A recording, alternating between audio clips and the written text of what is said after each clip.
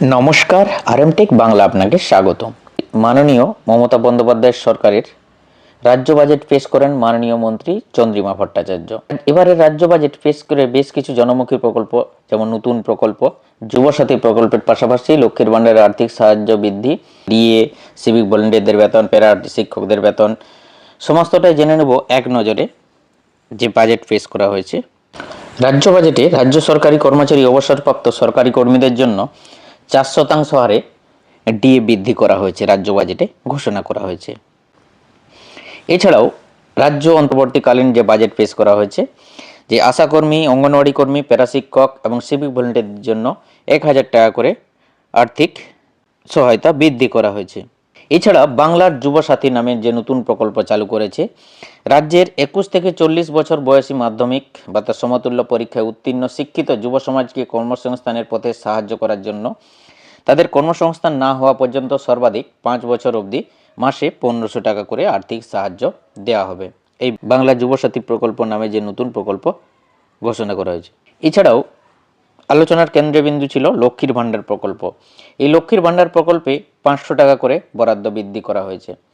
সাধারণ যারা জেনারেল ক্যাটাগরির মহিলারা আছেন তারা 1500 টাকা এবং তফসিলি জাতি এবং উপজাতিভুক্ত মহিলারা পাবেন, এরপরে এরা পাবেন 1700 টাকা করে, এই 500 টাকা বৃদ্ধি হওয়ার ফলে।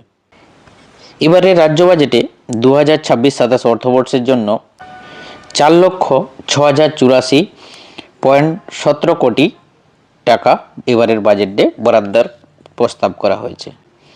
এছাড়া এবারের বাজেটে ক্ষেত মজুর ভাই বোনদের জীবিকা, কৃষি ও সংশ্লিষ্ট কাজকর্মের উপর সম্পূর্ণ নির্ভরশীল যারা, সেই সকল ক্ষেত মজুরদের জন্য 2000 টাকা দুটি কিস্তিতে বার্ষিক মোট 4000 টাকা আর্থিক অনুদানের প্রস্তাব করা হয়েছে। এই অনুদানের একটি কিস্তি রবি চাষের সময় এবং অন্যটি খারিফ চাষের সময় দেওয়া হবে।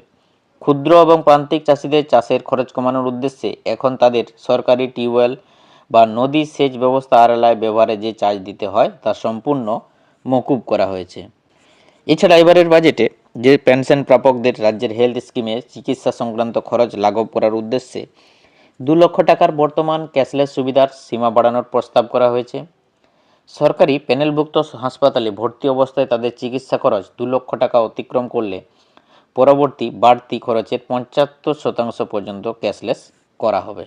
এবারের বাজেটে তাও কিন্তু ঘোষণা করা হয়েছে। সমস্ত গিগ কর্মীদের সামাজিক সুরক্ষা বৃদ্ধির লক্ষ্যে এবং সকল গিগ কর্মীদের সরকারের চালু সামাজিক সুরক্ষা প্রকল্পের আওতায়, যেমন স্বাস্থ্যসাথী প্রকল্পের মাধ্যমে আনা হবে। গিগ কর্মী যেমন জোম্যাটো, ফ্লিপকার্ট ডেলিভারি যারা করেন তাদের স্বাস্থ্যসাথী প্রকল্পের আওতায় আনা হবে। এই হলো এবারের রাজ্য বাজেটে বেশ কিছু প্রকল্পের, জনমুখী যে বেশ কিছু প্রকল্পের ঘোষণা করা হয়েছে তার বিস্তারিত আলোচনা করলাম। লক্ষ্মীর ভাণ্ডার থেকে শুরু করে লক্ষ্মীর ভাণ্ডারের বরাদ্দ, পাশাপাশি নতুন প্রকল্প যুবসাথী, এছাড়া আশাকর্মী, সিভিক ভলেন্টিয়ার, অঙ্গনওয়াড়ি কর্মীদের, প্যারা টিচারদের জন্য 1000 টাকা করে বৃদ্ধি, এছাড়া 4% হারে ডিএ বৃদ্ধি, সমস্তটাই আজকের ভিডিওটির মাধ্যমে আলোচনা করলাম। ভিডিওটি ভালো লাগলে একটা লাইক করে দেবেন, আর চ্যানেলে প্রথম হয়ে থাকলে চ্যানেলটি সাবস্ক্রাইব করে দেবেন। Thank you so much.